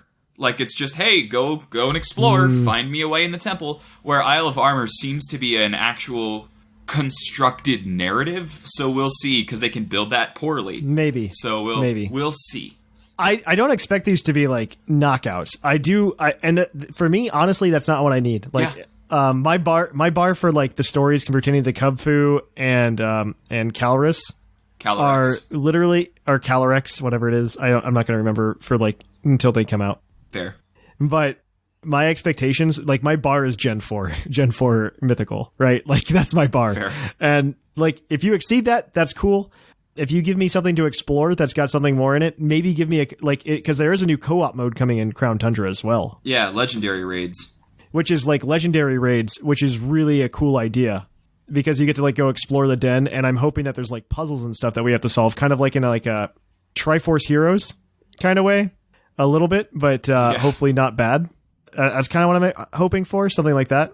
I personally think it's just going to be like the dens mixed with, the wormholes from Gen 7. You're probably not entirely wrong. I think legendary raids are just going to be more difficult raids. I really don't think there's going to be any exploration in them. I'm okay with that, too, because I think that's something that raids need. Like, we need essentially, like, a 6-star raid. I would not be opposed. Yeah, we essentially need what that is. They say it's a new co-op mode though, so they're claiming it's new. So it's not just vanilla raids. Like they're claiming, like, if you look at the press release, like, maybe it's like a raid into like you do 2 raids in a row. Yeah, and they talk about, like, what's included, and they talk what's included. They say, like, hey, this is a new co-op mode. I think that's interesting in and of itself. I don't know. We'll see more in the future. Yeah. I'm hoping this bodes well for, like, the future of Sword and Shield. Like, I hope we get more. Yes. I want more. But, like, this honestly feels like a response to, like, our past year of podcasts. I'm not going to lie. Yeah. It feels like they listened to our podcast for the past year and we're just like, yeah, we'll do that. And it's honestly what it feels like. I don't know if it was reactionary or not. I don't want to feel like it's reactionary just because I want to trust that they had a plan all along. I honestly don't think they've had the time for this to be reactionary. Yeah. This is not 6 months of work. I wish they would have been more transparent. Like, yes. More transparent. Because the response that we got in June from Masuda, where he said, if a Pokemon doesn't show up in Sword and Shield, doesn't mean it won't show up in future games. This doesn't seem like a response to that. Like, this doesn't seem like that type of response. It says, I don't know. I don't know if they were just being cryptic or, like, TPCI was like, you can't say anything. Who knows? I don't know. This is very out of left field. I'm very excited for it, and we'll have to see where it takes us. And on that note, though, we will take a short break. You'll hear about some ramen, and we'll kick it on over to the Pokemon of the episode. Hey guys, Seth Philo cutting in to tell you about something awesome that I've been absolutely loving. Vite Ramen. If you guys know me, you know I have a borderline noodle addiction, and part of that love has always been a guilty pleasure for ramen. Well, Vite Ramen is ramen, but get this, it's actually good for you. You heard me right. The guys at Vite Ramen have spent years making ramen that's nutritionally complete, and I absolutely adore it. Each bowl has 30 grams of protein, which is more than your average protein shake, 7 grams of fiber, all 27 key vitamins and minerals that you need, and most importantly, tons of awesome flavor. Oh yeah, and did I mention it still only takes 4 minutes to prepare? It's basically still instant ramen. You can head over to viteramen.com and pick up soy sauce chicken, garlic pork, and my favorite, vegan miso flavors, as well as handy utensils and other such stuff. And here is the coolest part. At checkout, enter code PUCL, and you'll get 10% off your entire order. That's PUCL, all caps, for a whopping 10% off. Anyway, I gotta get back to rating, and you've got a show to finish. Catch you guys on the flip-flop.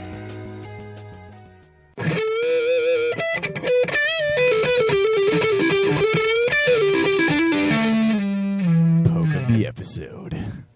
And welcome to the Pokemon of the episode. Our Pokemon of the episode this week is National Dex 800 something, because it's a Gen 8 Pokemon. I forgot to open it. Let me find it. We're gonna do it. We're gonna give you information. It is Pokedex number 841, Flapple, the Apple Wing Pokemon. And I will read the Pokedex entry because we forgot to prep this part. I had one. Do you? Roll, read it. Have fun with it. Its Pokemon Sword Pokedex entry states it ate a sour apple, and that induced its evolution. In its cheeks, it stores an acid capable of causing chemical burns. I don't know what other type of burns an acid would cause unless it's hot, but whatever. It is a grass dragon type, so it took Sceptile's mantle and none of its stats. So it's got a base 70 HP, a base 110 attack, which isn't terrible. That's not terrible. Base 80 defense, base 95 special attack, base 60 special defense, which is meh. And a base speed of 70, which is also kind of meh, unless you run Hustle, which is its hidden ability. Hustle doesn't boost speed, it boosts damage. It doesn't do anything with speed, it just boosts damage. Yep. Yep. And it increases the user's attack by 50%, and it kills the accuracy by 20. But you're running base 110 attack already, so that's pretty nice. Mm-hmm. This team that we have with it, though, that we found from Mint, who put this on PokeAim's stream or YouTube, he sent it to PokeAim. We found it. We thought it was pretty cool. We don't have full spreads for you guys this week because this is literally based on a rental team. We'll put the picture up for you guys in the Pokemon thing on the Discord so you guys can see it. But this is a fairly straightforward battle spot singles team. And is a lot of fun to run, and you guys can use it now. You can even use it in the UTC if you want. For the first member of the team, it's a Corsola. I almost called it a Corsola. Small difference. Corsola because it's better than Corsola. You're running Eviolite, Curse Body, and Stealth Rock, Nightshade, Strength Sap, Will-O-Wisp. That is Corsola to a T. Yeah. Yep. That's all you need to run because Corsola will probably live forever. Unless you're running something with knockoff, which is actually really hard to get right now in Sword and Shield. Obstagoon. Getting knockoff is, it's like Obstagoon, and I think Rillaboom gets it. And maybe Sneaseline. I think that's like it. Not a lot of knockoff happening. Grimmsnarl is also on this team, but not this typical Grimmsnarl, which sets up screens. This one is a little bit bulkier and is meant to just kind of set up and do some work. This is Grimmsnarl holding leftovers with Spirit Break, Bulk Up, Substitute, and Darkest Lariat. So you can set up those subs, set up Bulk Up so that you don't die against a physical attacker. And you can use Spirit Break and Darkest Lariat at your whim. And you hit, I think, almost everything neutrally with that. Yep. So that's really nice. Hard to think of something you don't. Yeah, I don't think you do. And so that's Grimmsnarl, though. I mean, that's really nice. I'm into it. All right. And the man, the myth, the legend of the hour, it is Flapple. Flapple is probably running an offensive spread, rather. It is because it's choice banded. Because it's got a band. It's running with Grav, Apple, Outrage, Sucker Punch, and Wing Attack. Wing Attack is, of course, there to Dynamax, so you can get your flying up. So your airstream. Speed boost. That's the word you're looking for. Speed boost. Get your speed boost. G-Max Airstream. Get that up there and tear things apart. On the other hand, the other major member of the offensive core here is a thick, fat Life Orb Mamoswine running with Earthquake, Icicle Spear, if you think they have a sash, Icicle Crash, if you just want to hurt, and Ice Shard, if you want to, be faster than a Mamoswine. That is helpful. Yeah, it Yep. is. That's not a joke. That's just And then- a fact. Yeah. Yeah. And then rounding up the team, you have, since, fairies, especially Togekis, kind of give Flapple a bit of trouble, you have Choice Scarf Duraludon. It's running Yes. Steel Beam because you really want to obliterate those fairies. And then, very classic, Draco Meteor, Thunder, and Solar Beam. And the reason you have Solar Beam is that the last Pokemon on the team is Rotom Heat. And Rotom Heat is not only a great pivot, it's holding a Citrus Berry, it's got Volt Switch, Discharge, Overheat, and Will-O-Wisp. It is also a candidate for Dynamax. And if it sets the sun for you, you can use Solar Beam. Solar It's Beam got doesn't set the Will-O-Wisp. sun for you. Oh wait. Oh, never mind. Rotom. We're on Yeah. Rotom. Yep. I'm bad. We know.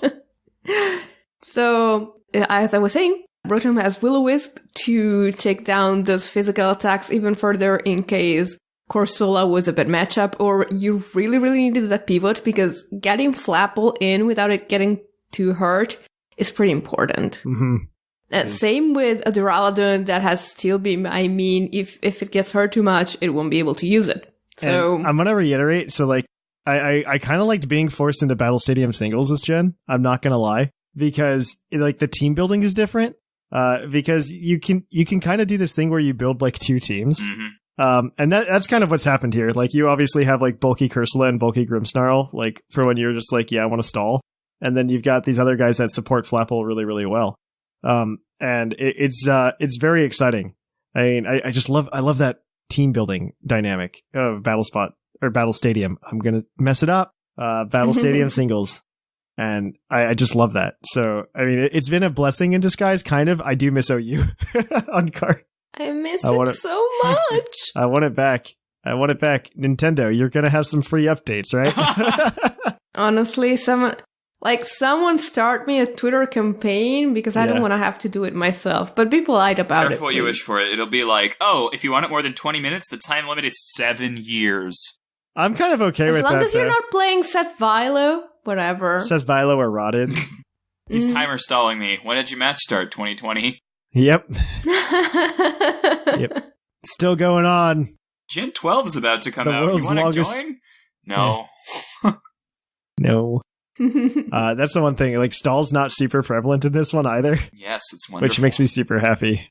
It's wonderful. I love Yeah. it. Also feels like playing Splatoon, but Pokemon. Because, like, you play Splatoon, you're like, yeah, I've got a 3-minute match happening right now. And then you're just like, yep, now it's over. Next match. Here we go. It's a, I don't know. I like Splatoon because of that. And I kind of like Battle Stadium singles for that as well.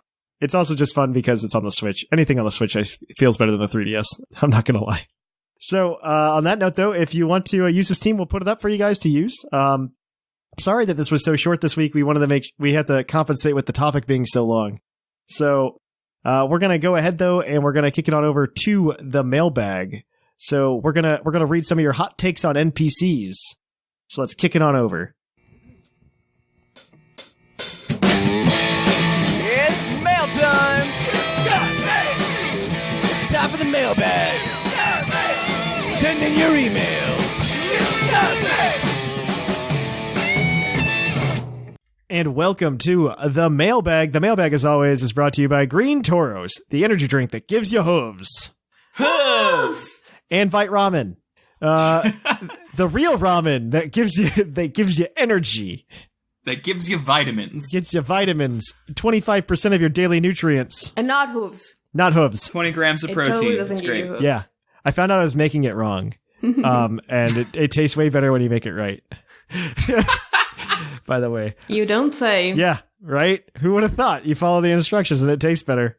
On that note, this is the mailbag segment, the part of the show where we read your emails on the show. You can email us at puclpodcast@gmail.com. We typically have a writing prompt for you. We obviously didn't know there was going to be a Pokemon Direct this week until Tuesday, so last week's episode did not ask you about that. We did ask you about Pokemon NPCs and your favorite ones and which ones you thought were great. So we're going to go ahead and read those. And so let's jump right on into that. So our first email is going to be from Harmonia from our Discord server. And guess who called this one? Oh, wait, did you call it or did I want to do it? Yeah, she did. Oh, I don't remember anything that happened. Go for it, Whimsicott. Okay. Hello, Thatch, Fluffiest Whimsicott and Lynian. And Harmonia is writing in for the second time in a row. Surprise! I know. Thatch said I'd probably do it. Well, he was right. The subject of Pokemon NPCs is very dear to my heart for several reasons.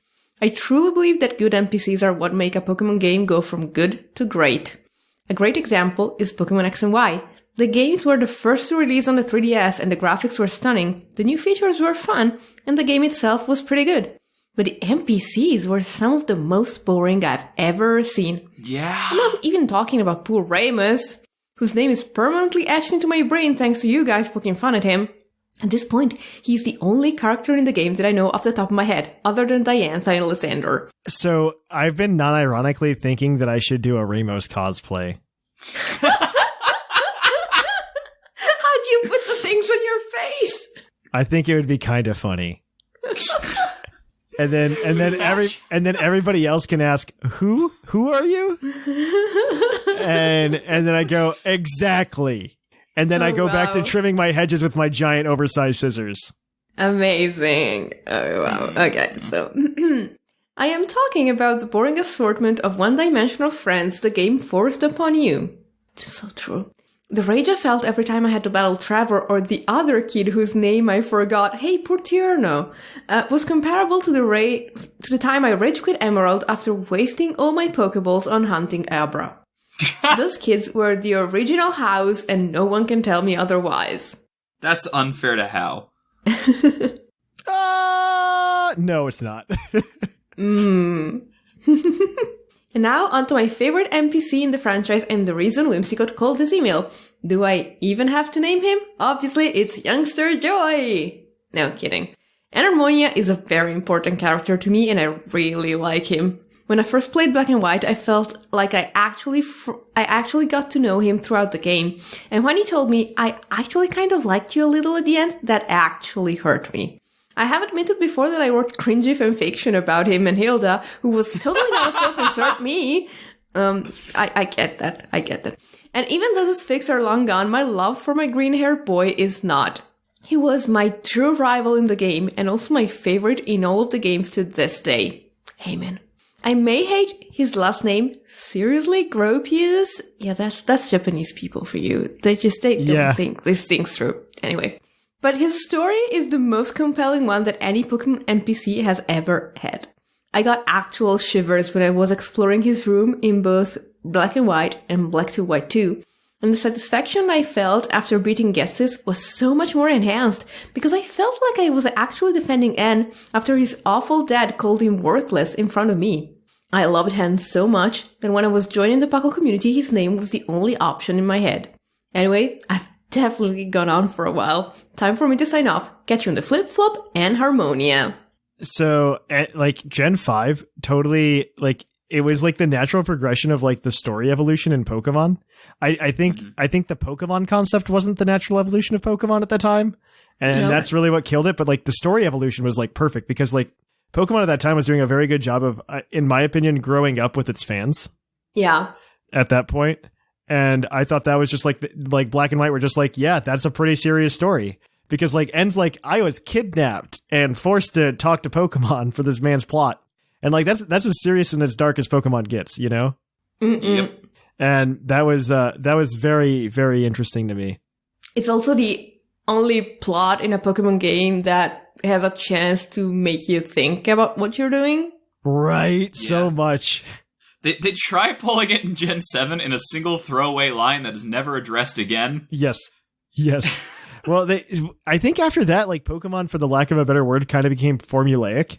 It felt very formulaic in Gen 6, and it felt very formulaic in Gen 7, kind of, sort of. It felt like they were aware of a formula in Gen 7, and all of the steps away from it felt very hey, we're doing something that's not a gym. Yeah. It was very tongue-in-cheek. Yeah, exactly. It felt what they did with Gen 5, I thought was done very well. I thought it was done very well, and I even mentioned I think some of the concepts in Sword and Shield are even a step forward. Like the gyms were definitely like the way they handled the gyms was done very well. One of the best things about the game, in my opinion. Hands down. I think the way they handled the lore there is just fantastic. So we've got another one. This one's going to be, they don't even know they didn't tell me what to call them. Tony. Yeah, Tony. Cool. Hi, PUCL fam. So first, huge shout out to you all at the Discord. I've been having issues getting into raids and completing my decks until I signed up for Discord specifically to join the PUCL server.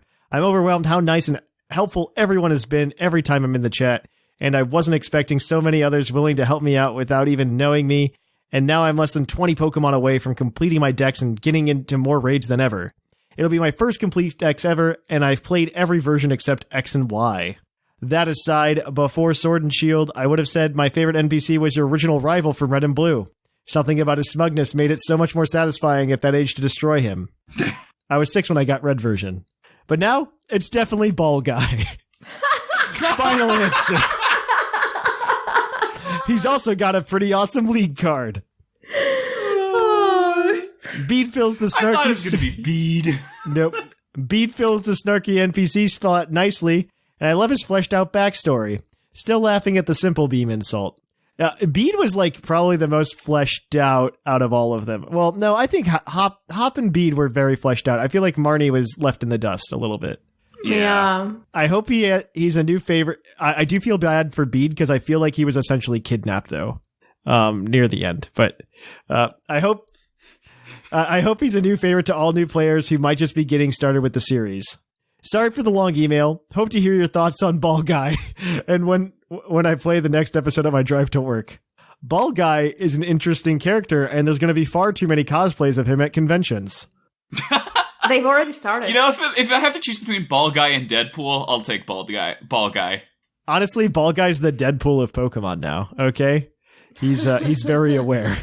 They're not going to try to out-taco each other, which the freaking Deadpools would just get weird. We're fine. The way you really win the Ball Guy thing is you hand out like Pokeballs to people randomly, like at a convention, but you also hand out your league card.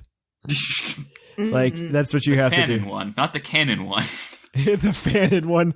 Just the Ball Guy in nude, like, flexing. There we go. That's what we need. With very strategic light bars. Yes. Yes, that's what we need. This is what we need. This is what the Pokemon needs. Not what it deserves. This is just what it needs. I can't wait for the Ball Guy episode of the anime. I hope that happens. Dude, do you think... Oh my gosh. Okay, so Apricorn balls are coming back in the DLC.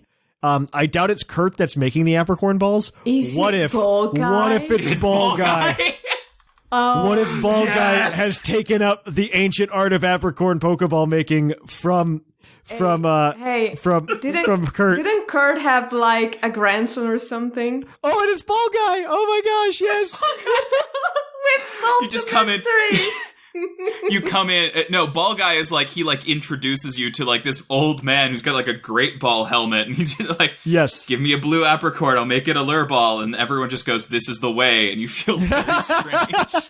This is the way. You're not allowed to take the Pokeball hat off in front of other people. This is I'm saying that Ball Guy is a Mandalorian, yes, and this is my headcanon. I want to imagine that Ball Guy does it, and then like he has his own Pokeballs, like we were hoping. Like they make new Pokeballs out of it, and it's like Ball Guy hands you the Ball Guy ball. And it's a Pokeball it's a Pokeball with a face on it. Yeah, that's all it is.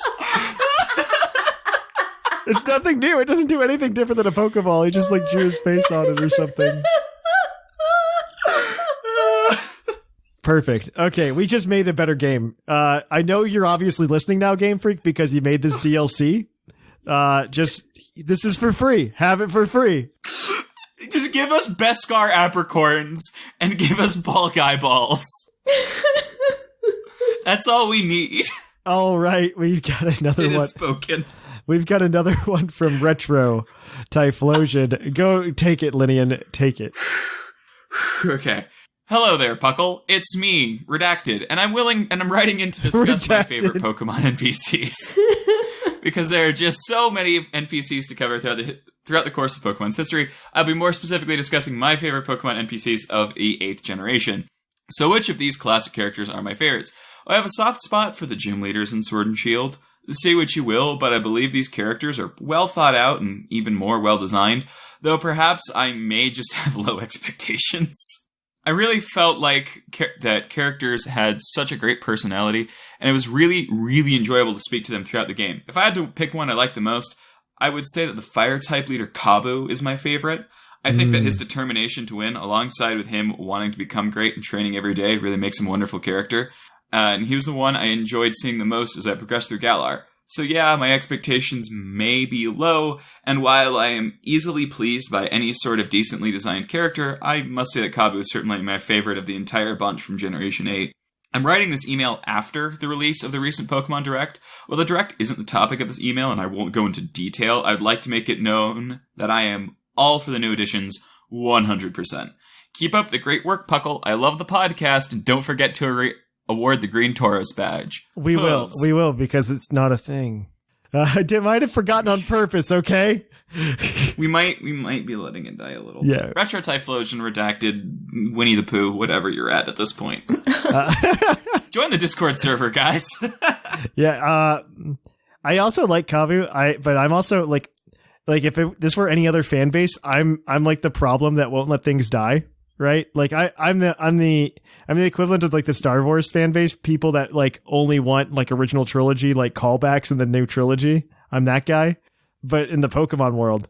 And I'm just like, yeah, I really like, I'm really a big fan of like callbacks, and like Kabu's like the one character that like gets like the callback real hard, because he's just like, yeah, he's from Hoenn. And it's just like, that's really cool. And that's all it takes to make him really cool for me. It's just a callback that he's from another region, from another game. And I go, yeah, you remember the thing. He's got a great design. He does. My favorite gym leader, though, is Opal. Just because she's so crazy. She's great. Like, I haven't met them yet because I've only played Sword, but the ones I'm like, the You've met Opal. I really... No, I wasn't talking about Opal. Okay. It was a premise to me saying that what I think are going to be my favorites are Melanie and Alistair, or Onion, as we like to call him around these parts. Melanie is my favorite. I think Melanie is the best one. The sad thing is they didn't get really any characterization. They didn't. They were the exclusives. Yep. Oh, because they had to be interchangeable. Yeah. Yep. Yeah. That was the only sad part. Well, they look really cool, so. Yeah. They do. They are too. Those are great designs. They're just kind of there. I mean, they get a lot of lore, but not like in the game, which is unfortunate. Yeah. That is probably the most unfortunate part. They just don't get any lore in the game. I was also really disappointed by Alistair, like in game, because Alice, like, you're just like, oh, he's never going to speak, because like that was his thing. Like, he doesn't speak. He's the ghost boy. Right. And then he just starts talking all over the place in the post game, because it's like, we need to have interchangeable dialogue, guys. Yep. And that's what happened. And I was just like, wow, this is really disappointing and groundbreaking. Like, Alistair's awful. Yeah, it was interesting. It was interesting. But that is going to be it for the mailbag this week. If your email was not read on the show, it will be in the unread email section on the Discord server this week. So keep an eye out for that. We really appreciate you guys writing in. If you want to write in next week to PUCL, you can email us at puclpodcast@gmail.com and let us know what your thoughts were on the DLC. Are you a fan? You probably are, because I feel like this is like a 95% positive thing. So go ahead, let us know. I know some people are against DLC. Why are you against DLC? Please let us know. They remember horse armor. Yeah, that makes sense. And so this is I'd love to hear your guys' thoughts on the DLC. By me, I mean Whimsicott next week when she runs the show. And so definitely do that. Thatch is on vacation. He's going to go get some German cheese. It's going to be delicious, and some Christmas decorations. It's going to be amazing. The best time is to buy them in January. They're on a steep discount. Fun fact. We're old, and I'm the youngest. We're old. If you want to get more out of your PUCL experience, you can always listen to more shows like Game Corner. Hey! That Lynian runs over at our PUCL Plus feed. So go on over to the PUCL Plus feed and you can go listen to that show. You can also always check out more Puckle content. YouTube stuff should be coming back to life this week. I'm actually really excited. I got some of it done finally this week. So YouTube should be coming back to life. We're going to be starting a blue Nuzlocke. I hope it's in a content form that people like. It's definitely got some kinks that need to be ironed out, but that's mostly on me just trying to figure out the flow. And then we've got a Twitch, which I've been doing Patreon raid nights on every Thursday. So if you want to be a part of the Patreon and you want to come and raid with Thatch on Thursdays to come and get those new raid Pokemon that we never talked about all day, you get Flapple, Appleton, All Creamy, and something else that you can't. Lapras and Colossal. Lapras and Colossal, all of which, well, the All Creamy at least you can't take online right now because there's the bug. So keep that in mind. It's very exciting though. You can come and do that with me on Thursday this week. We are going to find an alternate day for people who can't make Thursday nights as well. I'm going to try to set one of those up here in the near future. Also watch out for the Mew and the Ditto giveaways we're doing starting next week as well. Mm-hmm. On top of that, you can always go ahead and follow us on social media over at Twitter, Facebook, and Instagram. Those places are great places for you to go to keep up to date with Puckle and just interact with us. Mostly the Discord. Discord's like where the community is and where a bunch of these fun people sending emails from. So I really do appreciate hanging out with all of you guys, even on the Discord server. And on top of that, if you want to help out the show in any way, shape, or form, you can do it in a couple different ways. One, you can subscribe on Twitch over at twitch.tv/ThePucklePodcast. You can go ahead and buy a shirt at TeePublic, or you could buy some ramen and get healthy, if that's your goal for 2020, and go get some Vite Ramen. The link is in the show notes as always, and you can use code PUCL at checkout for a 10% discount. So if you could go ahead and do that, that helps support the show, and you get some ramen out of it. Who doesn't like ramen? On top of that, if you want to more directly support the show, you can go over, as always, to our Patreon at patreon.com/PucklePodcast, where you can get a bunch of cool rewards like the Mew and Ditto giveaways that we're doing this month, and also the Patreon raid nights. So go on over there and hang out, and I just hope to see you guys later. And here in the Lavender Town Radio Tower, I've been Trainer Thatch. I've been the person awarding Tony his Green Taurus badge for helping us crack open the Ball Guy lore and also the Fluffiest Whimsicott. And I am Lynian, and I have spoken. And it's closing time.